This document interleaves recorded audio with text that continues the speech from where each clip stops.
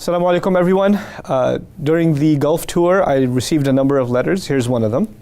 I am a non-Muslim working in Kuwait for a few years and have been very close to accepting Islam as I was impressed by a very pious Muslim colleague and wanted to marry him. Acha.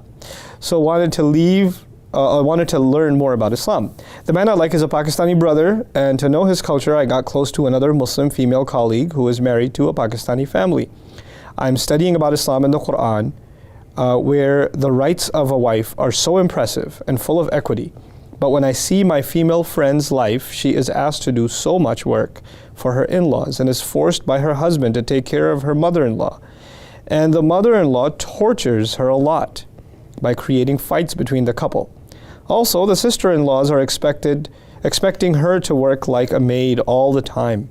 Her husband is very strict, and I see a lot of injustice where he threatens her of leaving her if she doesn't listen and do what in-laws want. If this is Islam, then I'm confused about becoming a Muslim. What's your advice? This is actually not the first time I've got a question like this one. There are a bunch of people who ask me questions about the rights of women, and particularly having to do with in-laws. This is a complicated subject, but I want to lay down a couple of basic things for everybody to understand the sister who asked the question. First of all, thank you for your question, because it's not just you. I think it's countless others that can benefit, inshallah ta'ala. The first thing is that in Islam, every relationship we have comes with a set of rights and responsibilities. So as a man, for instance, I owe certain obligations to my wife, just like she owes me certain obligations. And I owe certain obligations to my parents, just like they owe me. I have certain rights that that I have over them. Now, the principle is that you cannot allow any one relationship's rights to do injustice over anybody else's rights. Now, how do you balance all of these together? Specifically, we're talking about a husband, wife, and in-laws. For me as a son, I owe my parents obedience, I owe them respect, I owe them kindness, I owe them anything they ask, really. Unless it's outside of the fold of Islam or they're asking me to disobey Allah, I really should not have any qualms in obeying them in every matter.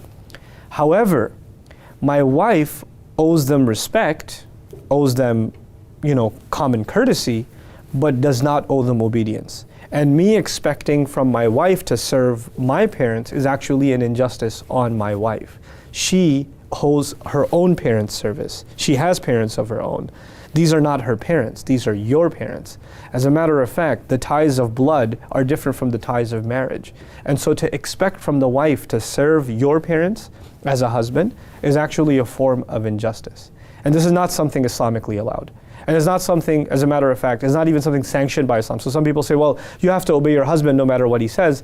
That's not entirely true either. We don't obey any human being with that disclaimer, no matter what they say. I can't even obey my parents no matter what they say. If my dad was telling me to take a student loan with interest in it, I wouldn't take it. I can't. It's disobedience to Allah. I'm not going to do it.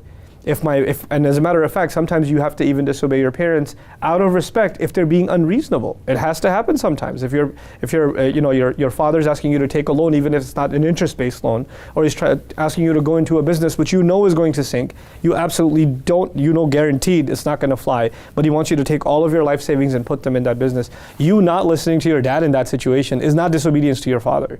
That's not how that works. As a matter of fact, our obedience to our parents is within the realm of reason. And of course, the thing that even when we disobey them, we don't disobey them at all, ever, outside the bounds of respect.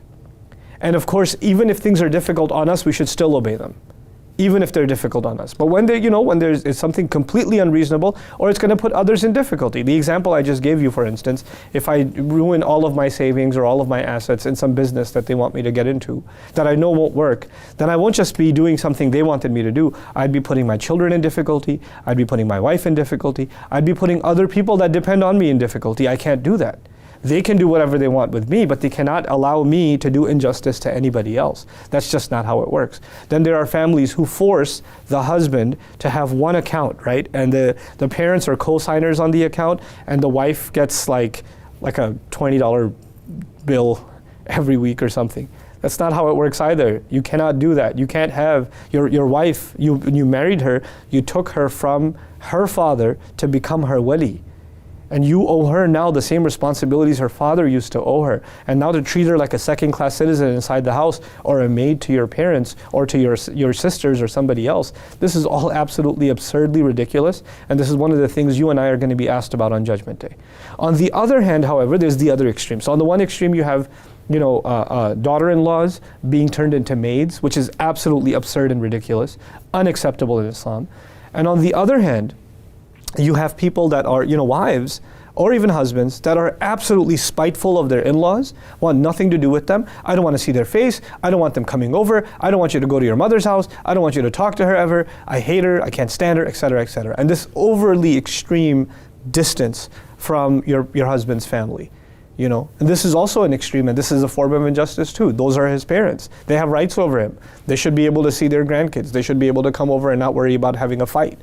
Or you like visibly looking upset at their presence. This is injustice now on your part, because out of love of your husband, at the very least, you should be showing courtesy to his family. Courtesy and respect, that's all. But he cannot impose things on you. This should come from you. These are things that, by the way, just to take the shocker away from all of this, these are attitudes that every Muslim owes every other Muslim anyway. What to speak of people that have been brought together by family? We're supposed to be the best we can be towards other family members. Yes, these complications happen in especially joint family type situations, which are certainly complicated situations. And among other cultures, in Desi culture in particular, this is something we emphasize, like everybody living under one roof, and the financing being controlled by parents, and the daughter having to do this and that in order to be a good wife, having to put up with all this stuff. This stuff, it doesn't work for a lot of families, and if it doesn't work, the sisters, I'm not asking you to break marriages and things like that, but it certainly warrants a conversation, because it's not Islamic. Even if you're doing it as a family decision, don't hide behind the fact that this is what Islam wants. It's not what Islam wants, it's what your family wants. This is what you have to come to certain terms as a family. Allah Azza wa Jal, ثُمَّ لَتُسْأَلُنَّ يَوْمَئِذٍ عَنِ النَّعِيمِ. You are going to be asked about all good blessings you enjoyed. And the wife I have, the children I have, the parents I have, all of these are blessings I enjoy, and I better do right by them. So I pray that this, helps alleviate at least some of the concern that this has to do with Islam. It really doesn't. It has to do with cultural practices and treatment of women in certain ways that really the Quran, the Book of Allah, does not justify. The Sunnah of the Prophet ﷺ absolutely does not justify. Barakallahu li wa lakum. Assalamu alaikum wa rahmatullahi wa barakatuh.